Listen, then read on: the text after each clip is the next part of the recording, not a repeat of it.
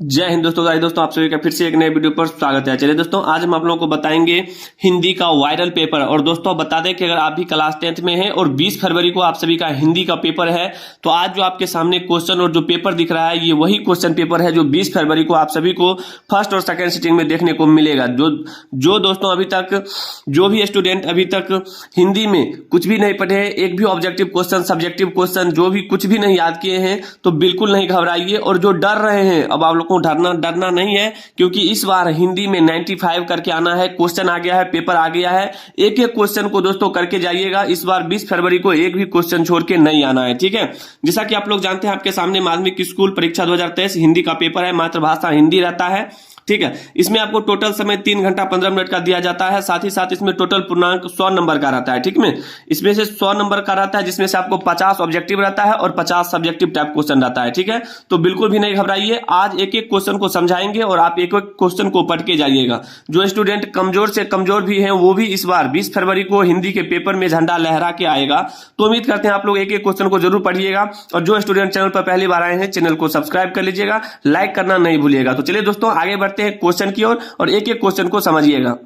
दोस्तों जैसा कि आप लोग जानते हैं कि इस बार जो है आपको 1 से 100 तक ऑब्जेक्टिव क्वेश्चन रहेगा, यानी कि वस्तुनिष्ठ प्रश्न खंड ओ में, ठीक है। जिसमें से आपको केवल 50 ही ऑब्जेक्टिव क्वेश्चन बनाना है ओएमआर शीट में, ठीक है। तो इस बार दोस्तों एक भी क्वेश्चन छोड़ के नहीं आना है और 100% यही क्वेश्चन लड़ेगा 20 फरवरी को, ठीक है।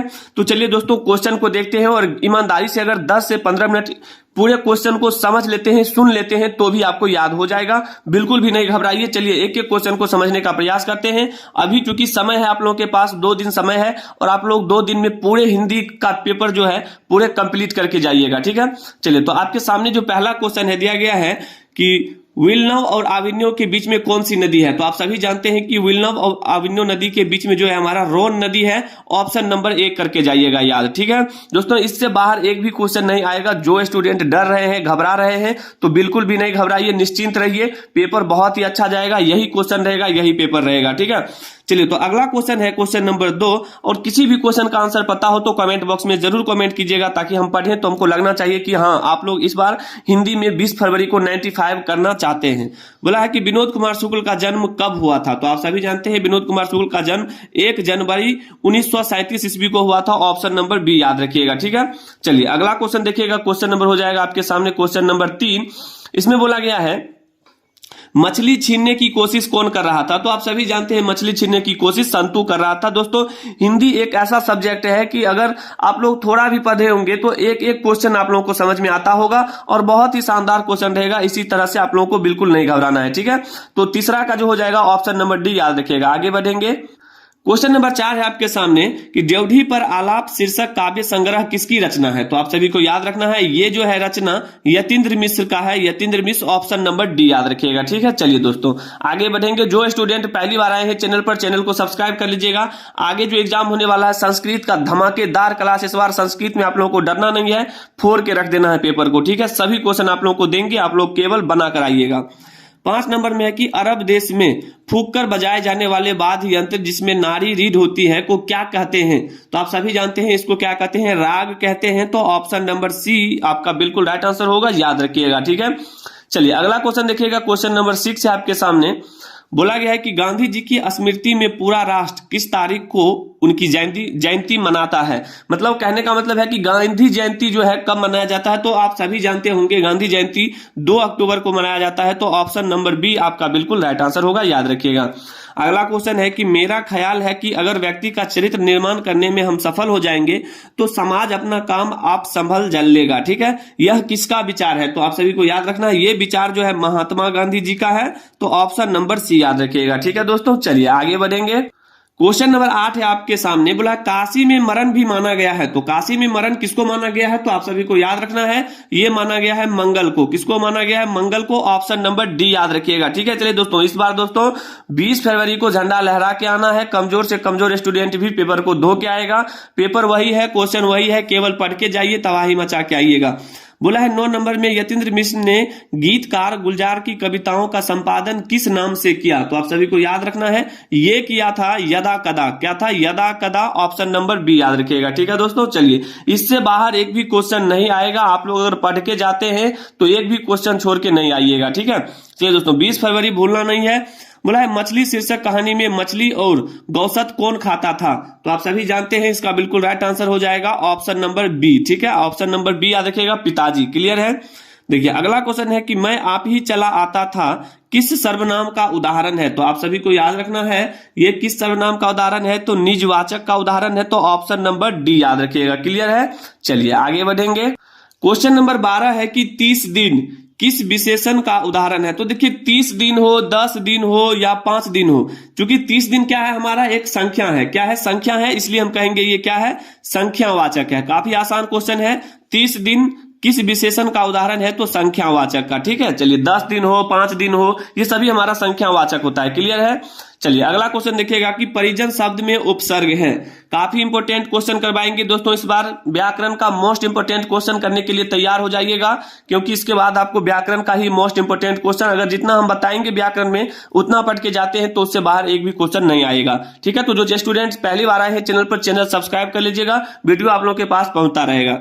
परिजन शब्द में उपसर्ग है, तो आप सभी जानते हैं कि परिजन शब्द में उपसर्ग, उपसर्ग जो होता है जो शब्द के पहले अर्थ में बोला जाता है, जैसे परी, तो परी जो हमारा है जो स्टार्टिंग में बोला जाता है वही हमारा क्या होता है? उपसर्ग होता है, तो ऑप्शन नंबर सी याद रखिएगा। ठीक है, चलिए आगे हमारा है कि परते। देखिए परते में जो अंत शब्द के उच्चारण के अंत में आता है, जैसे बढ़िया शब्द में कौन परते हैं? तो आप सभी को याद रखना है बढ़िया। आप लोग खुद से बोलने का प्रयास कीजिए, बढ़िया। यहाँ आ रहा है, यहाँ तो यहाँ आ रहा है, तो ऑप्शन नंबर डी आपका बिल्कुल राइट आंसर होगा। देखिए हिंदी तो पढ़ने में इतना मजा आएगा कि एक भी क्वेश्चन को इस तरह से पढ़ के जाएंगे, कभी नहीं भूलिएगा। ठीक है, चलिए 15 नंबर में है कि भाई बहन शब्द कौन समास है? तो आप सभी को याद रखना है भाई बहन जो है हमारा द्वंद्व समास है। क्या है? द्वंद्व समास है, तो ऑप्शन नंबर बी याद रखिएगा। क्लियर है, चलिए आगे बढ़ेंगे।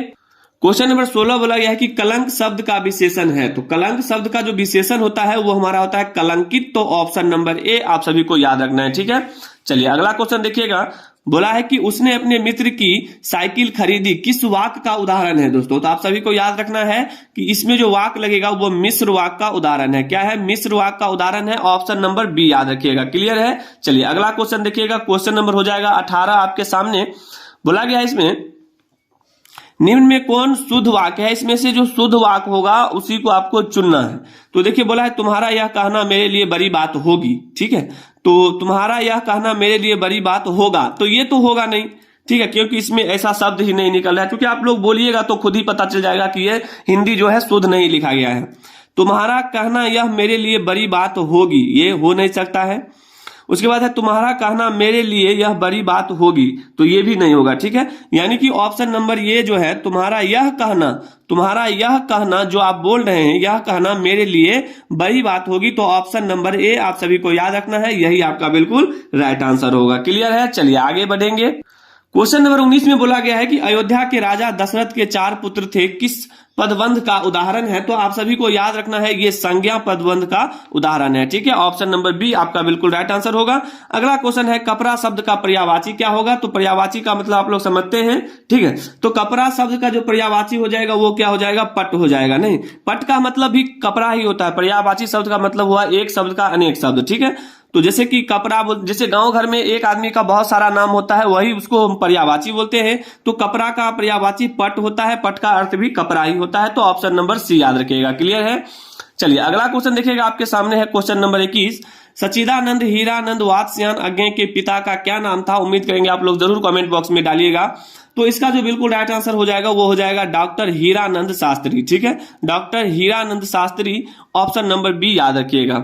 अगला क्वेश्चन है कि धूप बरसी पर अंतरिक्ष से नहीं फटी, तो आप सभी को याद रखना है इसका जो अर्थ हो जाएगा वो हमारा हो जाएगा मिट्टी से। क्या हो जाएगा? मिट्टी से, तो ऑप्शन नंबर सी याद करके जाइएगा और 20 फरवरी को एक भी क्वेश्चन छोड़ के नहीं आइएगा। आगे बढ़ेंगे। क्वेश्चन नंबर 23 है कि चक्रव्यूह किनकी रचना है?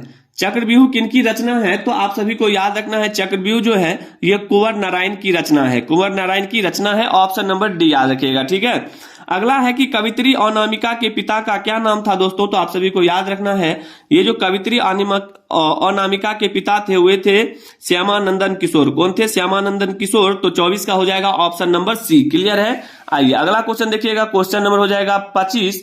बोला है घरे सा लुढ़कता हुआ उसका घ किस पर आकर थमक जाता है, तो आप सभी को याद रखना है इसका बिल्कुल राइट आंसर हो जाएगा ग पर। किस पर? ग पर। यहाँ घ था तो एक पीछे आना है ग पर। ठीक है, ऑप्शन नंबर बी आपका बिल्कुल राइट आंसर होगा।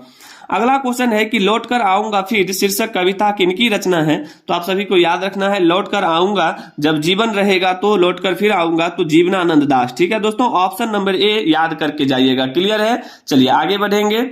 क्वेश्चन नंबर 27 है दोस्तों की रेनर मारिया रिल्के की काव्य शैली है, तो आप सभी को याद रखना है ये जो काव्य शैली है गीतात्मक है, तो ऑप्शन नंबर बी याद करके जाइएगा। और एक भी क्वेश्चन 20 फरवरी को छोड़ के नहीं आइएगा दोस्तों, वही पेपर वही क्वेश्चन केवल आपको पढ़ना है और वहां पर जाके ऑप्शन OMR शीट में भरना है। ठीक है, कवि रेनर मारिया रिल्के किनके चरणों में छाले पड़ जाने की बात करते हैं, तो आप सभी को याद रखना है प्रभु के। किसके? प्रभु के। ऑप्शन नंबर सी याद रखना है। ठीक है, चलिए अगला क्वेश्चन देखिएगा, क्वेश्चन नंबर हो जाएगा 29 आपके सामने। बोला है कि मेरे बिना तुम प्रभु शीर्षक कविता किस हिंदी कवि द्वारा भाषांतरित किया गया है, तो आप सभी को याद रखना है इसका बिल्कुल राइट आंसर होगा धर्मवीर भारती द्वारा। किसके द्वारा? धर्मवीर भारती द्वारा। ऑप्शन नंबर डी याद करके जाइएगा। ठीक है, अगला है कि सदियों की ठंडी बुझी राख सुगबुगा उठी मिट्टी सोने का ताज पहन इठलाती है, किस कविता की पंक्ति है, तो आप सभी को याद रखना है इसका बिल्कुल राइट आंसर हो जाएगा जनतंत्र का जन्म। जनतंत्र का जन्म। तो उम्मीद करते हैं दोस्तों 1 से लेकर 30 तक क्वेश्चन आप लोग समझ गए होंगे। वीडियो लंबा हो जाएगा इसलिए यहीं पर छोड़ देते हैं इसको, और इसका जो भी आगे का क्वेश्चन है अगले वीडियो में बताएंगे। और आप सभी को फिर से बता दें, जो स्टूडेंट 20 फरवरी को हिंदी का पेपर देने वाले हैं और हिंदी में डर रहे हैं, एक भी ऑब्जेक्टिव आपको नहीं याद है, तो बिल्कुल नहीं घबराइए, आपके सामने वही क्वेश्चन वही ऑब्जेक्टिव वही आंसर है जो 20 फरवरी को फर्स्ट और सेकंड सिटिंग में देखने को मिलेगा। तो एक एक क्वेश्चन को पढ़ के जाइएगा, इस बार 95 करके आना है। तो जो स्टूडेंट चैनल पर पहली बार आए हैं तो चैनल को सब्सक्राइब कर लीजिएगा और लाइक करना नहीं भूलिएगा। तो मिलते हैं दोस्तों इसके अगले पार्ट में, तब तक के लिए जय हिंद, जय भारत, वंदे मातरम।